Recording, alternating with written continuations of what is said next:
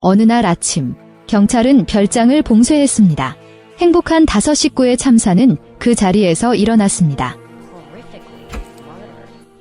도대체 무슨 일이 일어났는지 아무도 모릅니다. 다만 그들의 처참한 죽음만은 알고 있습니다. 그들이 남긴 거대한 장원은 많은 사건 수사관들의 흥미를 불러일으켰습니다. 이 사건은 80년대 승원씨 집안에서 발생했고 아직도 해결되지 않은 현안이 되었습니다. 유정이라는 여자가 먼저 장원에 들어갈 수 있는 허가를 받았습니다. 그녀와 동료 보영은 즉시 연구에 들어갔습니다. 나흘 뒤인 오전 2시 21분 두 사람의 신고. 전화가 걸려올 줄 누가 알았으랴. It's working. Hi, my name is Rebecca Vickers. We're at Carmichael Manor at 101 Starlight Drive. Please, something's in the house with us. Michael, this is not him! 다음 날 경찰이 현장에 도착했을 때 그녀들의 시체만 발견되었습니다. 다행히 유정이는 영상 기록에 익숙합니다. 그 다음 내용은 그녀와 보영이의 영상 일지. 승원 장원은 시끄러운 숲속 깊은 곳에서 멀리 떨어져 있습니다. 다행히 유진은 길을 잃지 않고 어두워지기 전에 목적지에 도착했습니다. 주택관리인은 그녀들을 데리고 장원을 참관했습니다. 먼저 승원의 막내딸의 침실이 있는데 그 큰 침대에서 죽었는데 죽은 지 만 17세 얼마 되지 않았습니다.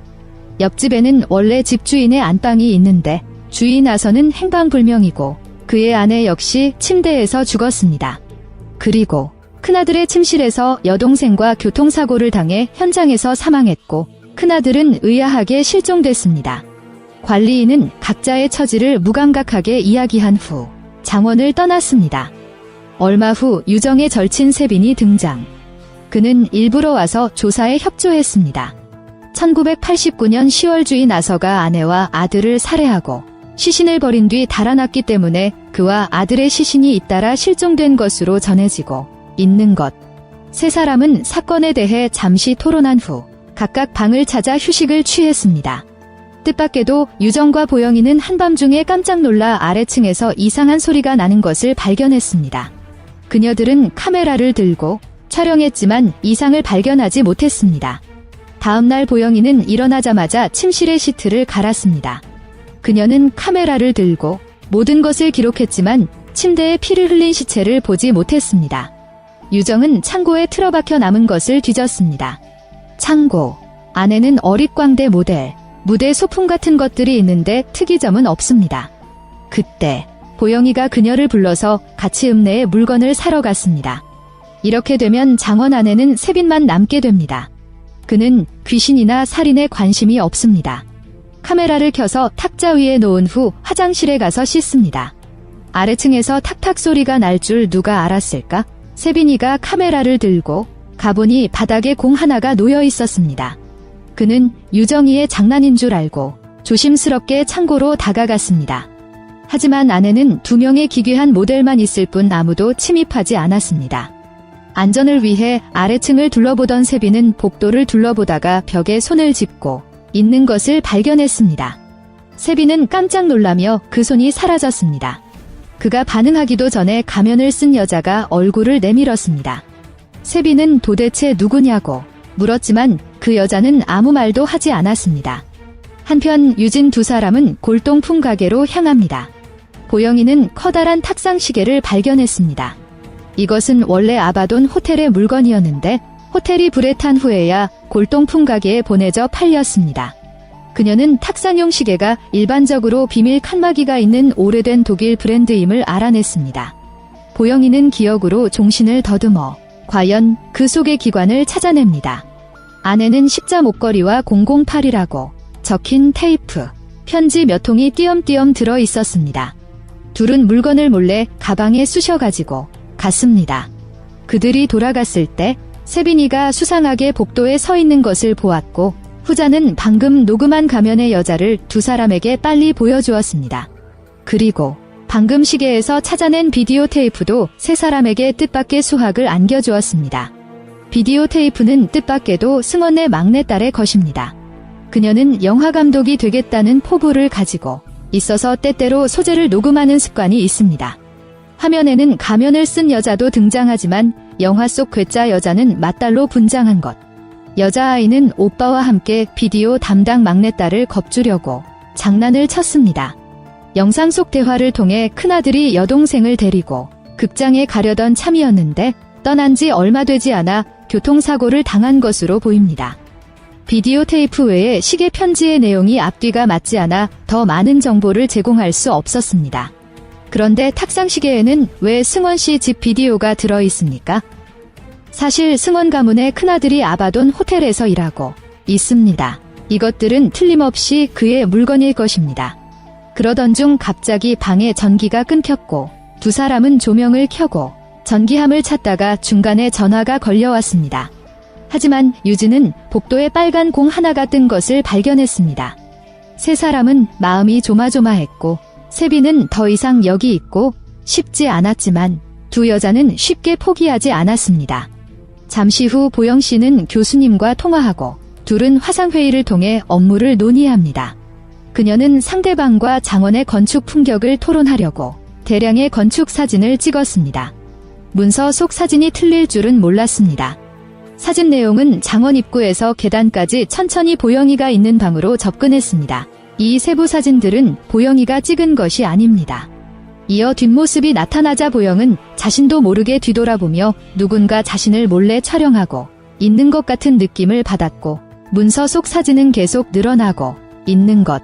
다음 사진에서 보영이 옆에 서 있는 한 여인은 소름이 돋아 경직된 표정으로 고개를 돌렸습니다.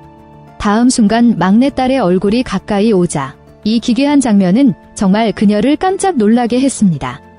보영이는 이 사진이 어디서 났는지 어떻게 찍었는지도 모르고 즉시 유정을 찾아가 일이 이미 통제를 벗어났으니 가능한 한 빨리 장원을 떠나는 것이 좋겠다고 생각했습니다. 하지만 유진은 하룻밤을 더 묵을 것을 고집했습니다. 저녁 무렵에 그녀는 시계 안의 편지를 계속 뒤적거리다가 그 안에서 사진 한 장을 찾았습니다. 어느 박람회의 게임 부스였는데 광대 두 명이 노점 앞에 서 있었습니다. 그들의 옷차림은 창고의 어릿광대 모델과 똑같습니다. 유진이 아무리 생각해도 알 수 없을 때 갑자기 부엌에서 인터폰이 울렸습니다. 돈이 많은 대가족은 침실에서 하인을 호출하기 때문에 장원 안에 인터폰을 설치합니다. 설마 방 안에 그 세 사람 말고 또 다른 사람이 있단 말입니까? 세빈이가 앞장서서 올라가 보니 큰아들 침실에 백위 조커가 서 있었습니다. 세빈은 상대방을 주물러 조커가 모형일 뿐임을 확인했습니다. 아래층 보영이가 어떻게 되냐고 물었지만 대답을 듣지 못하고 곧이어 작은 공 하나가 그녀의 발 쪽으로 굴러갔습니다. 보영이는 공을 향해 가다가 옷방에 들렀다가 다른 조커를 보게 됩니다. 보영이가 비명을 지르며 동반자를 데려오는데 세빈이가 다가가 보니 왜 또 조커입니까? 그는 오늘 밤을 참고 견디고 이곳을 떠나기로 결정했습니다. 저녁 무렵에 유정은 집 밖에서 이상한 소리를 듣고 나가 보려고 했는데 그 소리는 영문도 모른 채 사라졌습니다. 유정은 아예 돌아가서 쉬었습니다. 그런데 다음 날 옆집에서 자고 있던 세빈이가 사라진 것을 발견했습니다. 그녀와 보영이는 서로에게 전화를 걸려고 했지만 세빈의 휴대폰이 바닥에 있다는 것을 알아차렸습니다. 유진이는 그제야 자신이 어젯밤에 문자 메시지를 받았다는 것을 알아차렸습니다. 세빈이가 아까 너였냐고 물어봤어요. 설마 어젯밤에도 상대방이 이상한 소리를 듣고 유정이가 보낸 것으로 착각했단 말입니까? 그럼 세빈이는 어디 갔지? 지금. 그의 카메라를 한번 켜보겠습니다. 어젯밤 세빈이가 의자에 앉아 혼술을 하고 있을 때 뒤에서 문 두드리는 소리가 들렸습니다. 그는 술잔을 내려놓고 문을 열었지만 아무도 보이지 않았습니다. 세빈은 유진에게 문자를 보내고 잠자리에 들 준비를 했습니다. 문 뒤에서 바스락 소리가 날 줄이야 그가 방문을 열어보았지만 텅 빈 복도에는 아무도 없었습니다. 세빈은 아무 소리도 못 들은 척하고 잠자리에 들려고 했는데 이번에는 누군가가 침실 문을 밀어젖혔습니다. 한 번도 등장하지 않았던 조커가 침대 끝에 서서 세빈을 차갑게 쳐다보았고 겁에 질린 그는 상대방이 1초라도 달려들까 봐 서둘러 침실을 빠져나갔습니다. 하지만 조커가 끈질기게 따라오자 세빈은 발을 빼며 뛰었고 마지막 장면에서 눈발이 나오자 잠시 비명을 질렀습니다. 1989년의 영상이 이어집니다. 이것은 전에 다 틀지 못한 비디오입니다. 큰딸을 죽인 교통사고가 났는데 큰아들은 한쪽 팔만 부러졌습니다. 그는 침실 침대에 앉아 있었고 그 주변에는 호텔에서 가져온 소품인 광대 3마리가 놓여 있었습니다. 막내딸은 오빠의 기분이 가라앉은 것을 보고 십자가 목걸이를 남겨두고 와서 서로에게 조금이나마 위안을 주길 바라는데 이 목걸이가 탁상시계 안에 있는 그것입니다. 형의 냉랭한 반응에 마음이 놓이지 않는 막내딸은 그가 가지고 온 큰 상자를 뒤졌습니다. 빨간 공 몇 개가 들어있고 맨 위에 악보가 한 장 들어있습니다. 막내딸은 피아노를 연주하며 가사를 흥얼거렸습니다. 예전에 의미 불명의 편지들이 바로 악보에 적힌 가사였군요. 화면이 유정이 쪽으로 돌아갑니다. 그녀들은 세빈을 찾지 못했고 보영이는 장원을 떠나려고 했습니다. 유정은 행방불명된 세빈을 두고 가기 싫어 보영에게 조금만 기다려 달라고 애원합니다. 이곳을 보니 정말 의문점이 많습니다. 실제로 유정이와 보영이가 살해된 후 경찰은 사진에 찍힌 두 광대의 이름을 알아냈습니다. 이들은 친형제에게 게임 부스를 운영하다가 나중에 돈을 들여 아바돈 호텔을 매각하기도 했습니다. 승원 씨네 큰아들은 두 사람의 호텔에서 일합니다. 경찰은 당시 조커 두 형제가 클락스버그의 유명한 사이비 종교 조직원이었다고 확인했습니다. 하지만 세빈이의 세 번째 조커복은 아무도 모르는 상황. 사실 1989년 교통사고 후 오랫동안 실종된 큰아들이 돌아온 적이 있습니다. 동생은 오빠를 걱정했고 아바돈 호텔에 큰 불이 나서 손님들이 모두 불에 타 죽었습니다. 경찰은 집단 자살 사건이라고 했고 그녀는 오빠가 일하는 호텔에 무슨 일이 있었는지 알고 싶어 했습니다. 큰아들이 그게 죽음이 아니라 다른 세상으로 가는 거라고 할 줄이야. 나도 원래 같이 가려고 했거든. 이 마른 곳 사이비 종교 조직에 의해 세뇌된 것입니다. 누이는 갑자기 오빠가 무섭다고 생각하여 얼른 침실로 숨어서 아무 말도 하지 못했는데 밖에 검은 옷을 입은 사람의 그림자가 스쳐 지나가는 것을 누가 알았겠습니까?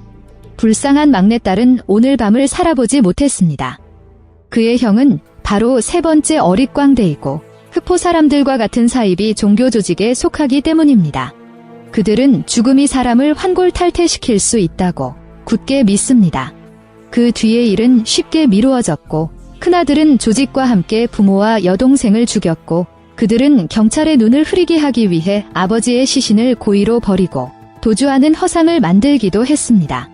화면이 다시 유진의 이야기로 돌아왔습니다. 두 사람은 한참을 더 기다렸지만 세빈을 만나지 못하고 먼저 떠나버렸고 멀쩡한 차는 시동이 걸리지 않았습니다. 유정은 먼저 큰 길로 걸어가자고 제안했습니다. 마음을 정한 이상 두 사람은 지체하지 않고 바로 본길로 향했습니다. 몇 시간 동안 계속 걸은 후 숲에서 갑자기 처절한 고함 소리가 들려왔고 두 사람은 자신도 모르게 걸음을 재촉하다가 버려진 여러 대의 자동차와 검은 옷을 입은 두 명의 신비한 사람과 마주쳤습니다. 보영이가 비명을 지르며 발을 빼자 유정이도 그 뒤를 따라 질주했습니다. 곧 어두워질 테니 그녀들은 어쩔 수 없이 승원 장원으로 돌아가야 합니다. 바로 그때 유정이에게 받은 세빈의 문자에는 하이라는 짤막한 문장이 하나뿐이었습니다. 문제는 앞서 세빈이의 휴대전화를 주워 옆방에 둔 것. 문자를 보낸 사람은 도대체 누구입니까? 진짜 세빈 씨 본인 맞습니까? 두 사람은 섣불리 옆집으로 찾아가지 않고 문자 메시지를 먼저 건넸습니다. 유정이 세빈이가 어디 갔냐고 묻습니다.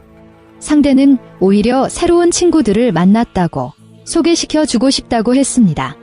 보영이는 휴대폰 너머의 사람이 절대 세빈이 아니라는 불길한 예감이 들었습니다. 다음 초 문 밖에서 기척이 들려옵니다. 유진이 카메라를 놓고 문을 열려고 하는데 뜻밖에도 문이 저절로 열렸습니다. 그녀가 조심스럽게 다가가 살펴보니 휴대폰에 또 다른 문자가 왔습니다. 그들은 지금 당신의 방에 있습니다. 소름 끼치는 말. 보영과 유진은 재빨리 차 안으로 몸을 숨겼지만 그 의문의 흑포맨은 차 앞에 서 있었습니다. 두 사람은 다시 집으로 달려갈 수밖에 없었고 세빈의 목소리가 울려 퍼지자 유정은 밖으로 나가 살펴봤습니다. 보영은 그 사람이 세빈이 아닌 것 같아 휴대전화를 꺼내 경찰에 신고했고 이 장면은 2시 21분 경찰에 신고된 직후 그때 유정이 세빈을 찾으러 집으로 달려갔는데 그의 온몸이 피투성이가 된 것을 보았습니다. 그녀는 비명을 지르며 도망쳤고 세 번째 조커가 유정을 덥석 잡아채고 두 사람은 승원의 저택에서 죽었고 사건의 진상은 영원히 알 수 없었습니다. 이상으로 마치겠습니다. 영화 전반에 걸쳐 귀신의 존재를 너무 많이 묘사하지 않고 깜짝 놀라는 장면도 드물지만 곳곳에서 기괴한 분위기가 감지됩니다. 미국의 상록수 시리즈인 만큼 원작을 볼만합니다. 제 채널이 마음에 드시면 구독을 눌러주세요.